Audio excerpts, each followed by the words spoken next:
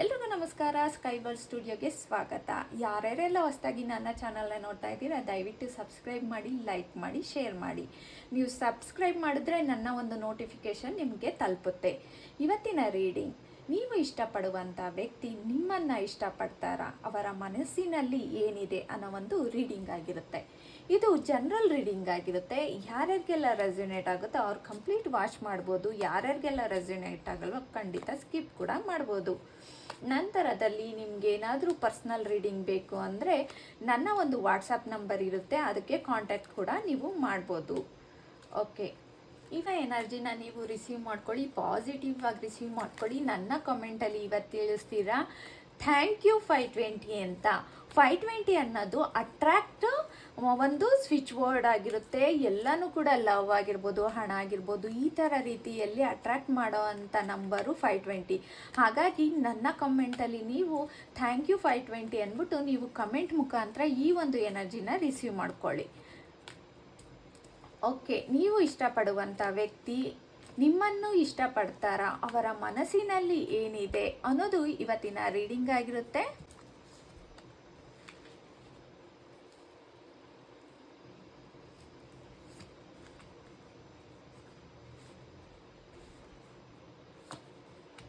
ನಿಮ್ಮ ವ್ಯಕ್ತಿಯನ್ನ ನೆನಪು ಮಾಡ್ಕೊಳ್ಳಿ.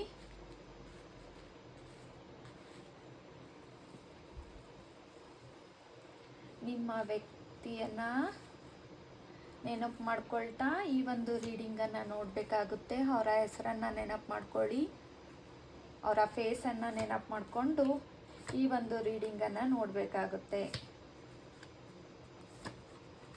ನಿಮ್ಮ ವ್ಯಕ್ತಿ ನಿಮ್ಮನ್ನು ಇಷ್ಟಪಡ್ತಾರಾ, ಅವರ ಮನಸ್ಸಿನಲ್ಲಿ ಏನಿದೆ ಅನ್ನೋದು ಇವತ್ತು ಕ್ಲಾರಿಟಿಯಾಗಿ ನಿಮಗೆ ತಿಳಿಯುತ್ತೆ. ಹಾಗಾಗಿ ಈ ಒಂದು ರೀಡಿಂಗಲ್ಲಿ ನಿಮ್ಮ ಪರ್ಸನ್ ಎನರ್ಜಿ ತೊಗೊಂಡಾಗ ಇಲ್ಲಿ ಸ್ಟಾರ್ಟಿಂಗೇ ನೋಡ್ಬೋದು 5 ಆಫ್ ಪೆಂಟಿಕಲ್ಸ್ ಬಂದಿದೆ, 9 ಆಫ್ ಸ್ಪಾಟ್ಸ್ ಬಂದಿದೆ. ಈಗ ಆ ವ್ಯಕ್ತಿ ಮೆಂಟಲಿ ತುಂಬ ಸ್ಟ್ರೆಸ್ಸಲ್ಲಿದ್ದಾರೆ ಅನ್ನೋದು ಕಾಣ್ತಾ ಇದೆ. ಅವರಲ್ಲಿ ಏನು ಅಂತ ಅಂದರೆ ಅವ್ರ ಮನಸ್ಸಲ್ಲಿ ಈಗ ತುಂಬ ಟೆನ್ಷನ್ನು, ಓವರ್ ಥಿಂಕಿಂಗು, ಒಂಟಿತನ ಈ ಥರ ತುಂಬಾ ಇದೆ. ತುಂಬಾ ಯೋಚನೆ ಮಾಡೋ ಅಂಥದ್ದು, ನಿಮ್ಮಿಂದ ದೂರ ಆಗಿರ್ಬೋದು. ಕೆಲವರು ಸರಿಯಾಗಿ ನಿಮ್ಮ ಜೊತೆ ಮಾತಾಡ್ದಲೇ ಇರ್ಬೋದು. ಅದಕ್ಕೆ ನೀವು ತಿಳ್ಕೊಳ್ಳೋದು ಅವ್ರಿಗೆ ಪ್ರೀತಿ ಇಲ್ಲ, ಹಾಗಾಗಿ ನನ್ನನ್ನು ಇಗ್ನೋರ್ ಮಾಡ್ತಾ ಇದ್ದಾರೆ ಅಂತ ಅನ್ಕೊಬೋದು. ಖಂಡಿತ ಅವ್ರ ಮನಸ್ಸಲ್ಲಿ ಪ್ರೀತಿ ಅನ್ನೋದಿದೆ, ಆದರೆ ಸ್ವಲ್ಪ ಒಳಗೆ ಅವರ ಮನಸ್ಸಲ್ಲಿ ಸಮಸ್ಯೆಗಳಿದ್ದ ಕಾರಣ ಅವರು ಕನ್ಫ್ಯೂಷನಲ್ಲಿದ್ದಾರೆ ಅನ್ನೋದು ಕಾಣ್ತಾ ಇದೆ. ಹಾಗಾಗಿ ಇಲ್ಲಿ ಈಗ ಈ ವ್ಯಕ್ತಿನ ನೀವು ನೋಡಿದ್ರೆ ತುಂಬ ಸ್ಟ್ರಾಂಗ್ ಅಂತ ಅನ್ಬೋದು, ಆದರೆ ಅವ್ರ ಮನಸ್ಸಲ್ಲಿ ಕೆಲವು ಸಮಸ್ಯೆಗಳು ಕಾಣ್ತಾ ಇದೆ. ಏನು ಅಂತಂದರೆ ಅವರು ನಾನು ಒಂದು ಸ್ಟೇಬಲ್ ಆಗಬೇಕು, ಫಸ್ಟು ನಾನು ಒಂದು ಕೆರಿಯರ್ನಲ್ಲಿ ಮುಂದೆ ಹೋಗಬೇಕು ಅನ್ನೋದು ಅವರ ಒಂದು ಎನರ್ಜಿಲಿ ಕಾಣ್ತಾ ಇದೆ. ನಂತರದಲ್ಲಿ ಅವರ ಹೃದಯದಲ್ಲಿ ನಿಮ್ಮ ಮೇಲೆ ಫೀಲಿಂಗ್ಸ್ ಇದೆ, ಬಟ್ ಅವರು ಇವಾಗ ಒಪ್ಕೊಳ್ಳೋ ಸ್ಥಿತಿಲಿ ಇಲ್ಲ. ಅವರಿಗೆ ಸ್ವಲ್ಪ ಕನ್ಫ್ಯೂಷನ್ ಆಗ್ತಾ ಇದೆ ಅನ್ನೋದು ಇಲ್ಲಿ ಕ್ಲಾರಿಟಿ ಗೊತ್ತಾಗ್ತಾ ಇದೆ. ನಂತರ ಈ ವ್ಯಕ್ತಿ ನಿಮ್ಮ ಬಗ್ಗೆ ಸೀರಿಯಸ್ ಆಗಿ ಯೋಚನೆ ಮಾಡ್ತಾ ಇದ್ದಾರೆ. ನಿಮ್ಮ ಜೊತೆ ಲೈಫ್ ಲಾಂಗ್ ನಿಮ್ಮ ಜೊತೆ ಒಂದು ಜರ್ನಿಯನ್ನು ಇಟ್ಕೊಬೇಕು ಅಂತ ಕೂಡ ಇದ್ದಾರೆ.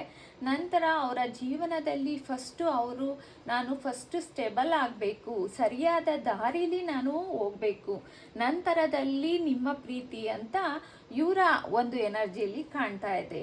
ನಿಮ್ಮಿಬ್ಬರ ಮಧ್ಯೆ ಸಿಚುವೇಶನ್ ನಿಧಾನವಾಗಿ ಬದಲಾಗೋ ಅಂಥ ಸಾಧ್ಯತೆ ಇಲ್ಲಿ ಕಾಣ್ತಾ ಇದೆ.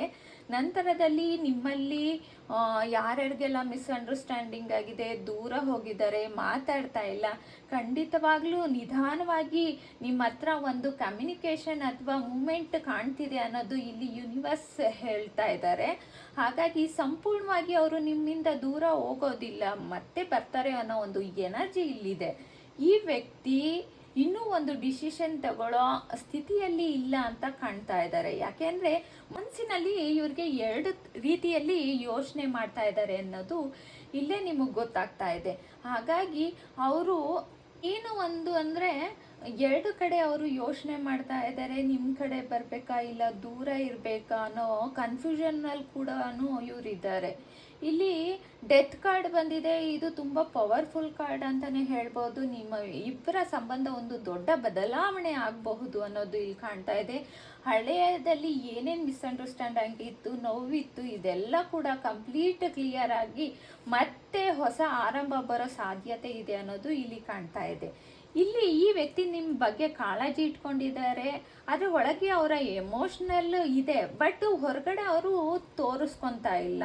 ಜಸ್ಟ್ ಏನು ಅಂತ ಅಂದರೆ, ನಾನು ಹಣ, ಕೆಲಸ, ನನ್ನ ಲೈಫಲ್ಲಿ ನಾನು ಫಸ್ಟು ಸ್ಟೆಬಲ್ ಆಗಬೇಕು, ಹಾಗಾಗಿ ಅವರು ಆ ಒಂದು ಕಾರಣದಿಂದ ಸ್ವಲ್ಪ ದೂರ ಇದ್ದಾರೆ ಅಂತ ಅನ್ಕೊಬೋದು. ಒಟ್ಟಿನಲ್ಲಿ ನಿಮ್ಮ ವ್ಯಕ್ತಿ ನಿಮ್ಮನ್ನು ಕೂಡ ನಿಜವಾಗ್ಲೂ ಕೂಡ ಪ್ರೀತಿಸ್ತಾ ಇದ್ದಾರೆ. ಇವಾಗ ಅವರ ಸಿಚುವೇಶನ್ ಇದಿದೆ, ಅವರೂ ಲೈಫಲ್ಲಿ ಮುಂದೆ ನಾನು ಗ್ರೋತ್ ಆಗಬೇಕು ಅನ್ನೋದು ಅವರ ಯೋಚನೆ ಆಗಿದೆ.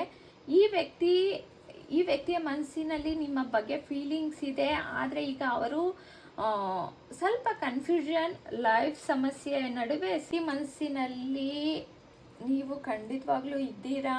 ಆದರೆ ಅವರ ಮೆಂಟಲ್ ಸ್ಟ್ರೆಸ್ಸಿಂದ, ಕನ್ಫ್ಯೂಷನಿಂದ, ಲೈಫ್ ಸಮಸ್ಯೆಗಳಿಂದ ಸಿಲ್ಕೊಂಡಿದ್ದಾರೆ ಅನ್ನೋದು ಇಲ್ಲಿ ಕಾಣ್ತಾ ಇದೆ. ಹಾಗಾಗಿ ನಿಧಾನವಾಗಿ ಅವರು ಬದಲಾವಣೆ ಕಾಣುತ್ತೆ, ಮತ್ತೆ ನಿಮ್ಮನ್ನು ಭೇಟಿಯನ್ನು ಮಾಡ್ತಾರೆ ಅನ್ನೋದು ಇಲ್ಲಿ ಕಾಣ್ತಾ ಇದೆ. ಹಾಗಾಗಿ ನಿಮ್ಮ ವ್ಯಕ್ತಿಯ ಮನಸ್ಸಿನಲ್ಲೂ ಕೂಡ ನಿಮ್ಮ ಮೇಲೆ ಪ್ರೀತಿ ಇದೆ, ಆದರೆ ಸದ್ಯದ ಪರಿಸ್ಥಿತಿಯಲ್ಲಿ ಅವರು ಹೇಳ್ಕೊಳಕ್ಕಾಗ್ತಾ ಇಲ್ಲ. ಅವರು ತುಂಬಾ ಒಂದು ಜೀವನದ ಬಗ್ಗೆ ಒಂದು ಸ್ಟ್ರೆಸ್ಸು, ಟೆನ್ಷನ್ ಇರೋದ ಕಾರಣ ಹೀಗಾಗಿದೆ.